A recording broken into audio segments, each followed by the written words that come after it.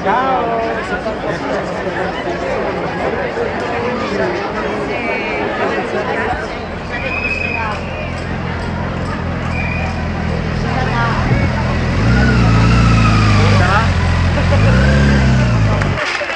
que vous trouvez vous aussi que ce pass sanitaire est incohérent et que l'obligation vaccinale qui en découle a de moins en moins de raisons d'être imposée. Maintenant, ce sont les personnels soignants qui sont menacés par cette obligation vaccinale.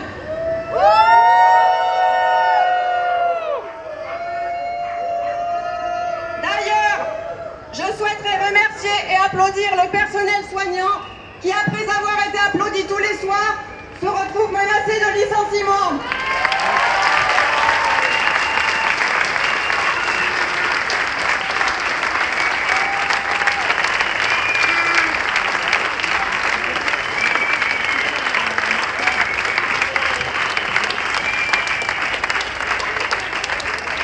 Aujourd'hui, ce sont les soignants et demain, à qui le tour? C'est pour cela que nous sommes tous réunis aujourd'hui. Il y a des parents, des grands-parents, des enfants. Avant de nous mettre en marche, je voudrais juste vous rappeler les règles en vigueur en principauté et le code de bonne conduite dont vous avez dû prendre connaissance. Pas de slogan ou message illicite. Le port du masque peut être perçu par certains comme une entrave à la liberté, nous le comprenons. Mais l'enjeu est trop important pour s'arrêter à ce détail aujourd'hui et nous remercions ceux qui ont fait l'effort et qui font l'effort de venir malgré leurs convictions. Essayez, alors c'est mal engagé, mais essayez de ne pas trop vous coller les uns aux autres. Il n'y a pas eu de cluster ni de débordement dans les manifestations en France cet été. Ce serait vraiment étonnant qu'il y en ait à Monaco.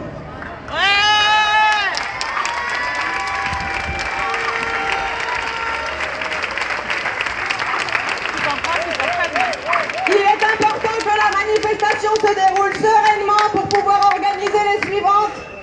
Je vous remercie de votre coopération et maintenant on va pouvoir se mettre en route. Les enfants, si vous pouvez vous rassembler devant le T-shop pour fermer le cortège. Merci. Allez les enfants,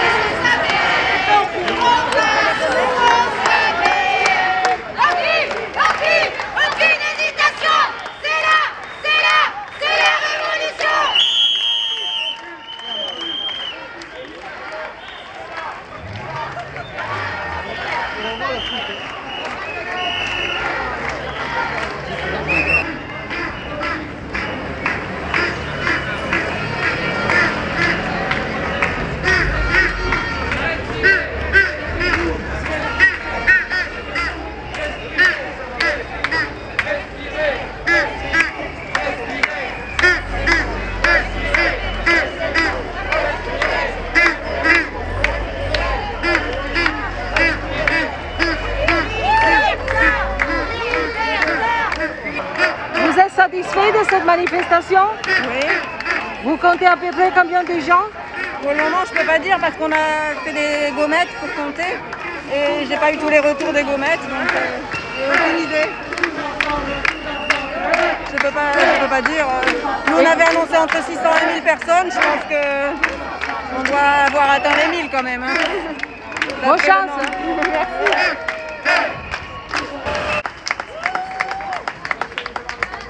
Merci à tous. Merci d'être venus si nombreux. Alors nous voilà devant le parvis Sainte-Dévote, patronne de Monaco.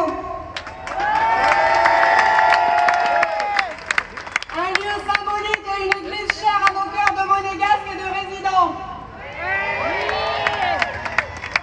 Cette marche s'est déroulée dans les meilleures conditions et il faut savoir qu'au cours de ce siècle, aucune manifestation populaire comme celle-ci n'a été initiée. On peut donc la qualifier de marche du siècle.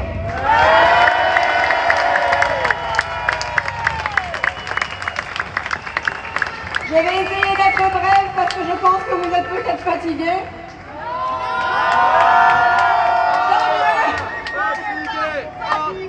Gardez des forces pour les prochaines manifestations.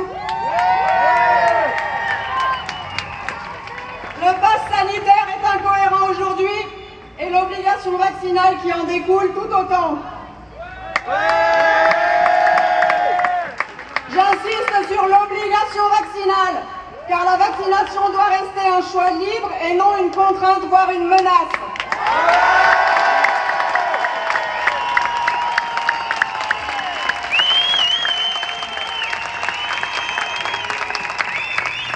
Il y a des vaccinés et des non-vaccinés parmi nous aujourd'hui.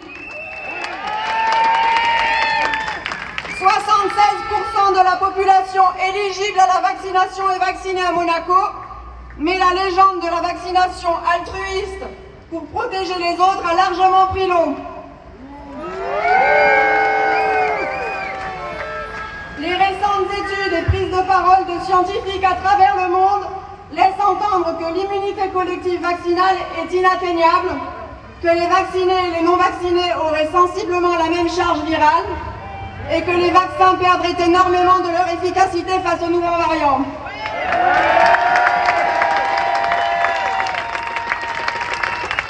Alors, on peut se demander, est-ce que le pass sanitaire et l'obligation vaccinale ont encore un sens? Car en effet, avoir un pass qui ne garantit ni l'absence de transmission, ni l'absence d'hospitalisation n'est plus légitime. Aujourd'hui, il y a trop d'incohérences, et en particulier sur le schéma vaccinal qui semble incomplet pour garantir une sécurité sanitaire. Aucune sérologie n'est faite avant la vaccination pour vérifier le taux d'anticorps. Qu'en est-il des personnes ayant une contre-indication à la vaccination? Elles doivent, pour un semblant de vie, faire des tests PCR tous les 3 jours? Au-delà de 6 mois de rétablissement du Covid, même avec un taux d'anticorps neutralisant dépassant les 30%, l'injection est obligatoire. Pourquoi? Le gouvernement nous a répondu que le pass sanitaire était basé sur des normes européennes.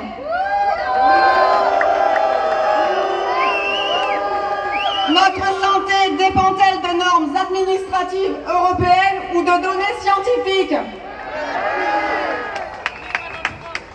Je me pose quand même une question. En France et dans tous les pays qui mettent en place le pass sanitaire, les décisions reposent sur l'avis d'un conseil scientifique. Qu'en est-il à Monaco? Où est le conseil scientifique? Il serait bien que ces recommandations soient rendues publiques pour que l'on comprenne ce qui motive des décisions aussi disproportionnées.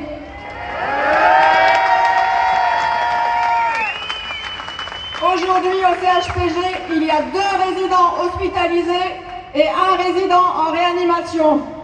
Bien évidemment, un décès est toujours un décès de trop, mais le taux de mortalité du Covid à Monaco depuis le début de la pandémie est de 0,089%.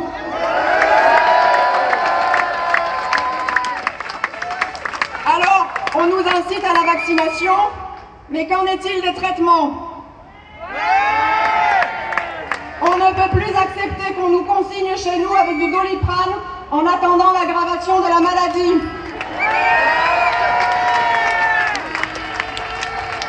Nous avons d'ailleurs plusieurs témoignages de personnes symptomatiques ayant insisté pour se faire prescrire un protocole et qui de ce fait ne sont pas allés jusqu'à l'hospitalisation. Monaco doit rester un État souverain, que ce soit dans le domaine politique ou sanitaire.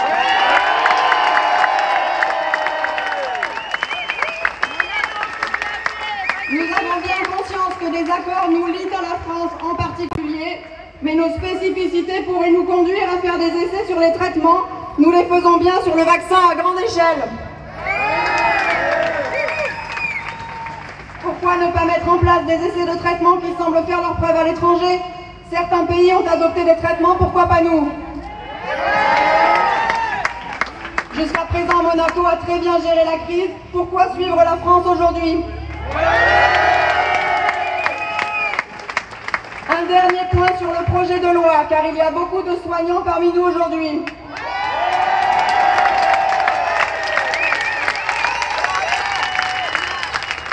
Comment justifier l'obligation vaccinale des soignants à l'heure actuelle quand on sait que les personnes vaccinées ne sont pas testées alors qu'elles peuvent être positives et transmettre le virus? Ce projet de loi tel qu'il est présenté est inhumain et injuste. Combien de soignants ou de personnes travaillant dans la sphère médicale et paramédicale vont perdre leur emploi sans pouvoir en retrouver un? Ne peut-on pas faire autrement sur notre territoire, alors que les soignants sont ceux qui respectent le plus les gestes barrières et les normes sanitaires?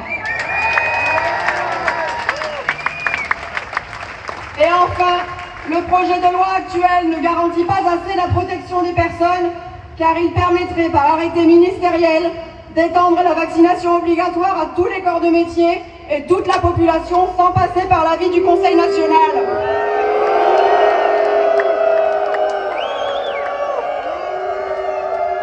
Le Conseil national est le seul aujourd'hui à pouvoir amender les propositions de loi. Il est inadmissible, alors que la loi n'a été ni débattue ni votée, que non seulement les soignants, mais aussi les salariés subissent des pressions, voire des menaces de la part de leur employeur.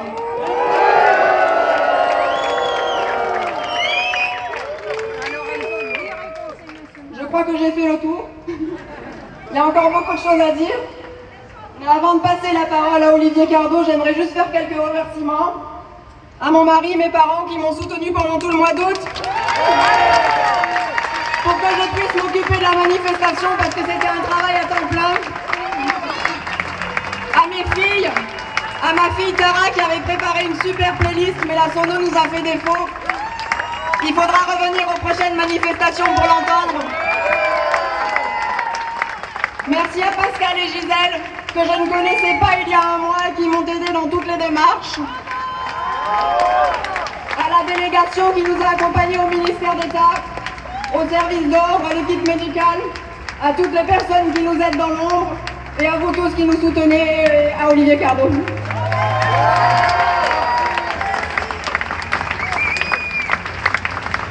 Et nous rappelons notre indéfectible attachement au prince et à la famille princière. De travailleurs, de chefs d'entreprise, de retraités, inquiets et préoccupés, mais combatifs et solidaires. C'est ça l'unité, la force collective, la solidarité de la population monégasque. Et je vous demande de les applaudir encore pour que derrière les vitres du ministère d'État, les vitres du gouvernement, ils entendent la clameur de votre soutien.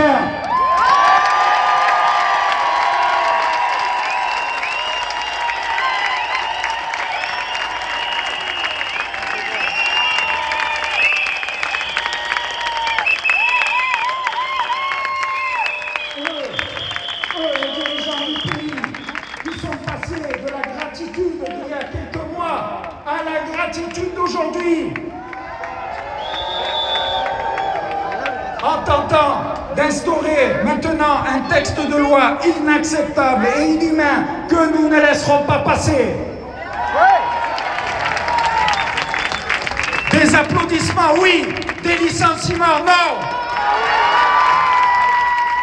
Et je pense aussi également à celles et ceux qui ont travaillé dur pour que nous puissions ces derniers mois conserver un mode de vie à peu près normal.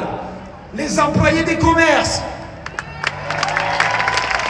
les commerçants, les restaurateurs, les personnels de sécurité, les employés des hôtels et des restaurants, les personnels de nettoyage, les auxiliaires de vie, qui n'ont cessé de lutter contre ce virus en assurant l'hygiène, notamment le personnel de nettoyage, en assurant l'hygiène de nos locaux et de nos conditions de vie. On peut les applaudir très fort. Que l'on soit salarié, que l'on soit retraité, que l'on soit employeur, aujourd'hui, nous devons lutter ensemble contre ces mesures liberticides qui menacent notre avenir et celui de nos enfants. Et je vous le dis, je préfère passer pour un fou auprès de quelques-uns que de passer pour un traître auprès des générations futures.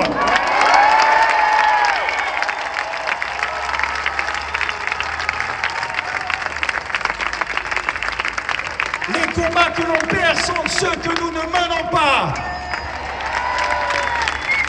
Et celui-ci, on va le mener jusqu'au bout. Victor Hugo disait, sauvons la liberté sauvera le reste. Tous ensemble. La lutte elle continue, elle n'est pas finie. À la semaine prochaine, à jeudi, à samedi, à la semaine prochaine, tous ensemble, hey, hey, tous ensemble, hey.